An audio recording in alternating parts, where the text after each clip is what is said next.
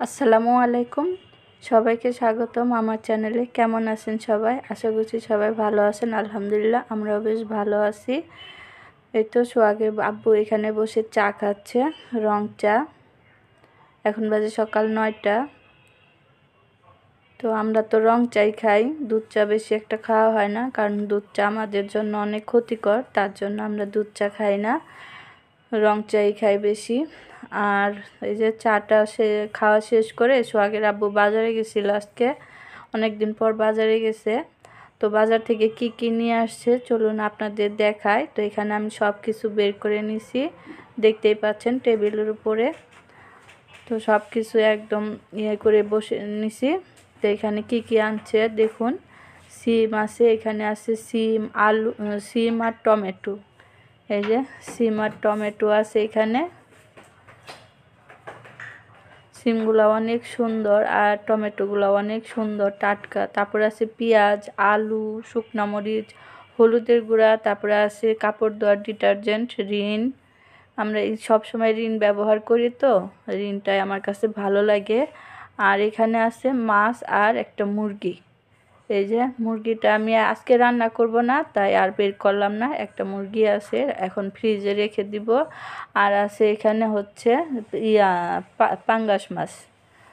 তো অনেক দিন পর আর কি পাঙ্গাস মাছ আনা হয়েছে। তো মাছটা আমি এখন বের করে নেই। তো বের করে নিয়ে সব গুছাবো, গুছিয়ে তারপরে সব আর কি যেটা যেখানে রাখা রেখে দিয়ে তারপর মাছটা ধুয়ে নিব।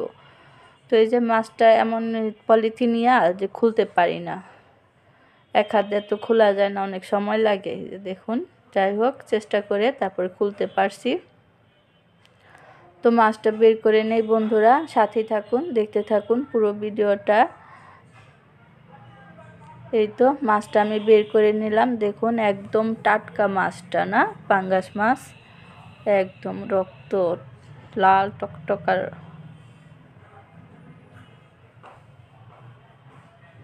অনেক সুন্দর মাছটা। আর মাছটা কেটে আনছে কিন্তু সোহাগের আব্বু, বুদ্ধিমানের কাজ করছে। তা এখন কিন্তু বেলা অনেক হয়ে গেছে, 2টা 2:30টার মতো বাজে। তো কেটে আনাতে অনেক ভালো হয়েছে, কারণ কাটতে কাটতে আবার সময় লাগে। তো যাই হোক সব গুছিয়ে নেই বন্ধুরা। গোছানো এই যে টমেটো আর আলু রেখে দিব, টমেটো আর সিম রেখে দিব। আর হচ্ছে আলুটা আলুর জায়গায়, পেঁয়াজটা পেঁয়াজের জায়গায়, সাবানটা সাবানের জায়গায়, যে যার যেখানে থাকে তাকে সেখানেই রেখে এই তো আমি এই যে মাছ ধুয়ে নিচ্ছি। দেখুন মাছটা প্রায় ধোয়া হয়ে গেছে, অনেক সময় ধরে ধুচ্ছি। তো এই যে লাস্টে আপনাদের দেখাচ্ছি, এখন মাছটা আমার ধোয়া শেষ। ধোয়া শেষ মানে কি, এখন আমি লবণ দিয়ে মেখে রাখবো। লবণ দিয়ে মেখে রেখে অন্যান্য কাজ করব। তারপর আবার আমি কিছুক্ষণ পর মানে রান্নার আগে আবার ভালোভাবে ধুয়ে নিব। এইভাবে ধুয়ে নিলে মাছ পরিষ্কার হয় আর খেতেও ভালো লাগে, কোনো গন্ধ থাকে না। আমি সবসময় মাছ এরকম করে ধুই। এই যে দেখুন, এখন আবার আমি লবণ দিয়ে মেখে রাখবো। মাছ কিন্তু অনেক সুন্দর হয়েছে ধোয়া, তারপর লবণ দিয়ে না ধুলে কিন্তু এটার ভালো হবে না। তো আমি কিন্তু সবসময় এরকম করে ধুই বন্ধুরা। আপনারা কে কীভাবে ধন অবশ্যই জানাবেন। আর এইভাবে ধুয়ে নেবেন লবণ দিয়ে, মানে 30 মিনিট যতক্ষণ আর কি রাখা যায় মেখে রেখে দিবেন, দেখবেন মাছের কোনো গন্ধই থাকবে না। তো এই তো লবণ দিয়ে আমি মেখে রেখে দিলাম। আর এদিকে দেখুন সোহাগের আব্বু কী করছে, একদম গ্রামের মানুষের মতো মাথায় গামছা বাঁধছে, তারপরে এই যে লুঙ্গি কোন পর্যন্ত উঠাইয়া খালি গায়ে বসে বসে পেঁয়াজ কেটে দিচ্ছে। গোসল করতে যাবে তো এখন। তো গরম পানি চুলায় দিছি। তো পানিটা গরম হচ্ছে, আর সে বললো যে আমি তোমাকে পেঁয়াজ কেটে দিই। তো পেঁয়াজ কাটতে বসে গেছে, আর আমি এদিকে মাছটা ভালোভাবে লবণ দিয়ে মেখে রাখছিলাম। ওটা আপনাদের সাথে আর শেয়ার করি নাই। তো মাছটা আমি ভালোভাবে ধুয়ে নিছি, ধুয়ে এই যে মাছটা আমি এখন ভাজতে চলে আসছি। পাঙ্গাস মাছ ভেজে রান্না না করলে তো ভালো লাগে না, তার জন্য এই যে হলুদ মরিচ লবণ মেখে নিচ্ছি। মেখে তারপর মাছটা ভেজে নিব আমি। আজকে পাঙ্গাস মাছটা রান্না করব টমেটো দিয়ে, ভুনা ভুনা করব, একদম কষা ভুনা। তো সাথেই থাকুন, দেখতে থাকুন কিভাবে কি করি। তো এই যে মাছের গায়ে মশলাটা মেখে নিচ্ছি।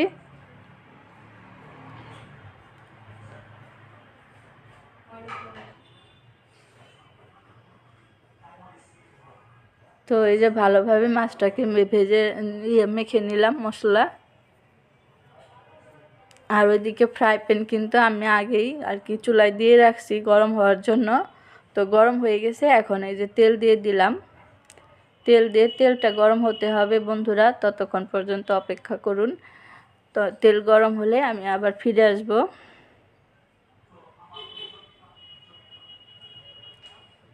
এখানে তেল কিন্তু আমার গরম হয়ে গেছে, এখন মাছ দিয়ে দিব।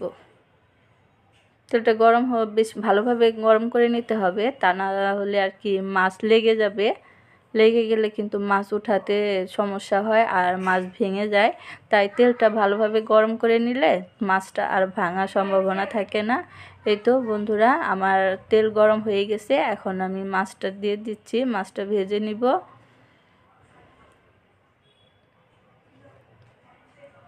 তো একটা একটা করে মাছ আমি দিয়ে দিলাম। সবটা দিতে পারলাম না, আর কয়েকটা রয়েছে, কয়েকটা আবার পরে ভেজে নিব। এই কয়টা আগে ভেজে নেই।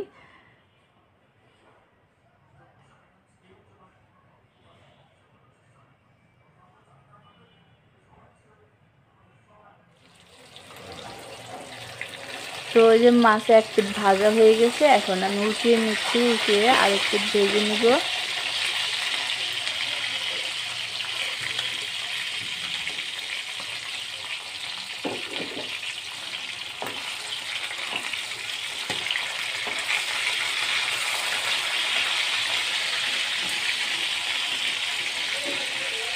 তো এই যে দেখুন, মাছটা কিন্তু উল্টাতে আর কি হচ্ছে, তারপরে লেগে গেছে। দেখুন, আর তেল কিন্তু ভালোভাবে গরম করে নিচ্ছি। ওই গ্যাস কম, তো গ্যাস কমের কারণে এরকম হচ্ছে।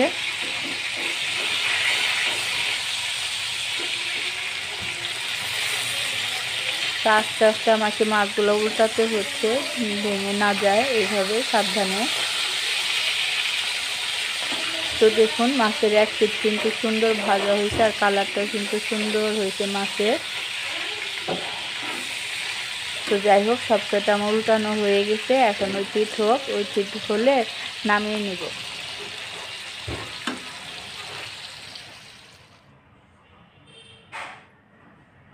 আর এই যে আমি প্রথমগুলো আমি নামিয়ে রাখছি, আবার কয়েক পিস ছিল, সেটা এখন ভেজে নিচ্ছি। আর কত তেল উঠছে মাছে, অনেক তেল উঠছে। তো মাছ ভাজা হয়ে গেছে, নামিয়ে নিলাম। এখন আমি তরকারি রান্না করব। আর এই যে আজকে বড় কড়াইটা নামিয়ে নিছি, বড় কড়াইতে রান্না করব, ছোট কড়াইতে তো রান্না করা যাবে না। আর আজকে ডিস্কো পাতিলেও রান্না করলাম না, এই কড়াইতে রান্না করি। এই কড়াইতে আমি সবসময় রান্না করি না, ইউজ করি না, উঠানোই থাকে। বেশি বড় তো, তার জন্য আর কি এটা আমি ব্যবহার করি না। তো আজকে ভাবলাম যে পাঙ্গাস মাছ ভুনা করব, একটু বেশি হবে, ওই কড়াই তো আটবে না, তার জন্য ওইটাতে রান্না করি। আর সোহাগের আব্বু সবসময় বলে এই কড়াইতে রান্না করতে, তার জন্য আজকে এই কড়াইতেই রান্না করলাম। তুমি উঠায় রাখছো কেন, এই কড়াইতেই রান্না করবা। তো এখানে আমি পেঁয়াজটা দিয়ে দিলাম, পেঁয়াজটা দিয়ে এখন আর কাঁচামরিচ দিয়ে দিলাম, একটু ভেজে নেই।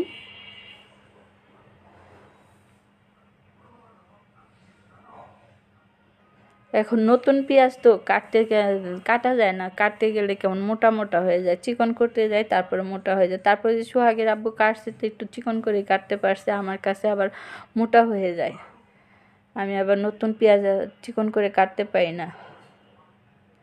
তো এখানে মাছের তেল দিয়ে দিছিলাম, পরে আবার একটু সাদা তেল দিয়ে দিলাম। এখন এই যে আমার পেঁয়াজটা ভাজা হয়ে গেছে, এখন আমি আদা রসুন পেস্ট দিয়ে দিব। আদা রসুন পেস্ট দিয়ে কষিয়ে নিব, কষিয়ে তারপর হচ্ছে আমি মশলা দিব। তো আদা রসুনটাকে ভালোভাবে কষিয়ে নেই বন্ধুরা।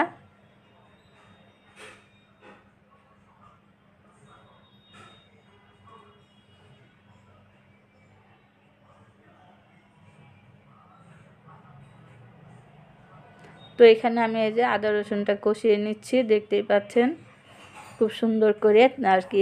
আদা রসুনটা একটু ভালো করে কষালে তরকারির ফ্লেভারটা সুন্দর আসে আর খেতেও ভালো লাগে। তো আদা রসুন কষানো শেষ করে এই যে এখন দিয়ে দিচ্ছি হলুদের গুঁড়া, মরিচের গুঁড়া, ধনিয়ার গুঁড়া। আর আজকে পাঙ্গাস মাছ টমেটো দিয়ে রান্না করব। পাকা পাকা টমেটো দিয়ে আর কি পাঙ্গাস মাছ ভুনা করলে ভালো লাগে খেতে।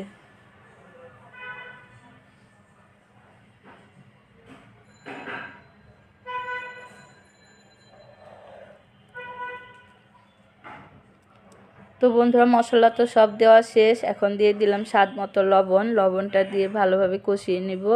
আর পানি দিইনি, এখন পানি দিয়ে দিব। পানি দিয়ে কিছুক্ষণ ভালো করে কষিয়ে নিব।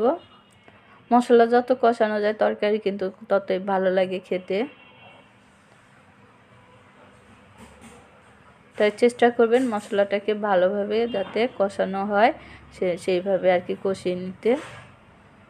তো অবশ্য আপনারা সবাই পারেন, মাশাআল্লাহ সবাই ভালো রান্না করতে পারেন, আমার চাইতে সবাই জানেন ভালো। তো এখানে এই যে মশলাটা কষানো শেষ।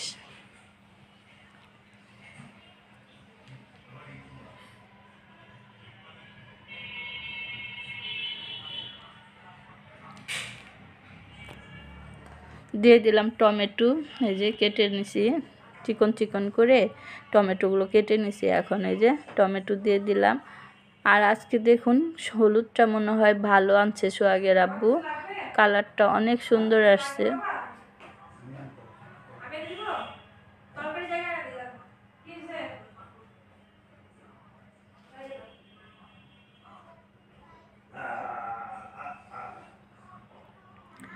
তো আমার এই যে মশলার সাথে টমেটোটা কষানো হয়ে গেছে, টমেটোটা একটু সফট হয়েছে। এখন দিয়ে দিব পানি। তো সুন্দরভাবে কষানো হয়েছে, দেখতেই পাচ্ছেন। আর শীতের দিনে এরকম টমেটো দিয়ে আর পাঙ্গাস মাছ এইভাবে ভুনা করলে বেশি ভালো লাগে।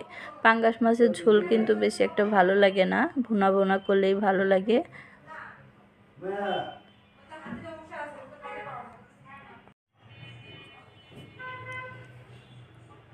তো এই যে টমেটোটা কষানো হয়ে যাওয়ার পর আমি পানি দিয়ে দিলাম। এখন ঢেকে দিব, ঢেকে দিয়ে এটাকে রান্না করে নিব বলক আসা পর্যন্ত।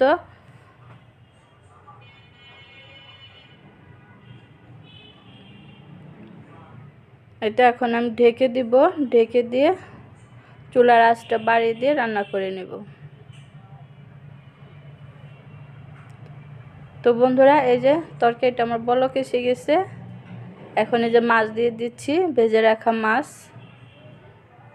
আর মাছে অনেক তেল উঠছে আজকে পাঙ্গাস মাছটা।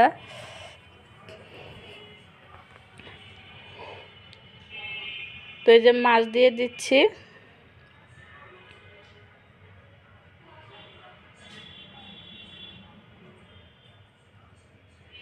শীতকালে এরকম তরকারি রান্না করলে কিন্তু বেশ ভালো লাগে খেতে, মানে টমেটো দিয়ে এরকম ভুনা ভুনা করলে কষা কষা করে খেতে দারুণ লাগে। মাছ দেওয়া হয়ে গেছে। তো বন্ধুরা ঢেকে দিয়েছিলাম, আবার কিছুক্ষণ পর আবার ঢাকনাটা উঠিয়ে যে তরকারিটা দেখে নিচ্ছি। দেখুন ঝোলটা কিন্তু অনেকটা কমে আসছে। আর হচ্ছে এখন আমি একটু নেড়ে দিচ্ছি, নাড়া দেওয়া যায় না কারণ ভেঙে যাবে, তো হালকা একটু নাড়া দিয়ে নিলাম। এখন হচ্ছে ধনিয়া পাতা দিয়ে দিব, ধনিয়া পাতা দিয়ে ভাজা জিরার গুঁড়া দিয়ে আর একটু জাল করে নামিয়ে নিব। তো দেখতে কিন্তু অনেক সুন্দর হয়েছে বন্ধুরা আজকে পাঙ্গাস মাছের ভুনা তরকারিটা, টমেটো দিয়ে পাকা পাকা টমেটো দিয়ে। এই যে জিরার গুঁড়া দিয়ে দিলাম, দিয়ে একটু নেড়ে চেড়ে, মানে নাড়া যায় না, হালকাভাবে একটু নেড়ে নিয়ে তারপর আর কি নামিয়ে নিব। তো কেমন হইলো আমার পাঙ্গাস মাছের ভুনাটা অবশ্যই কমেন্ট করে জানাবেন।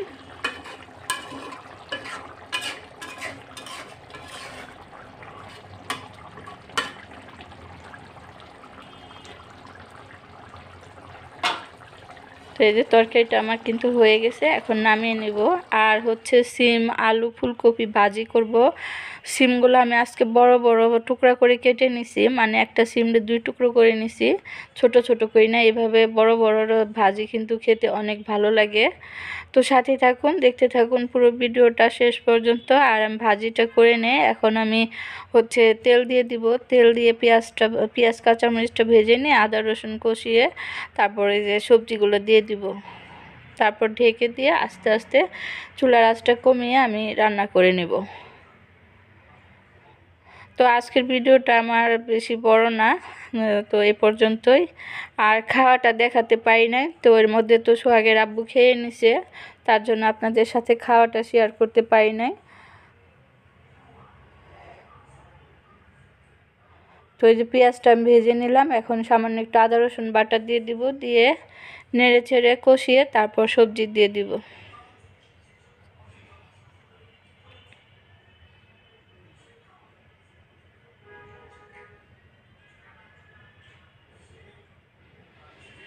তো বন্ধুরা এই তো আদা রসুন দিয়ে পেঁয়াজের সাথে একটু কষিয়ে নিলাম। এখন সবজি দিব আর পরে হলুদ আর লবণ দিব।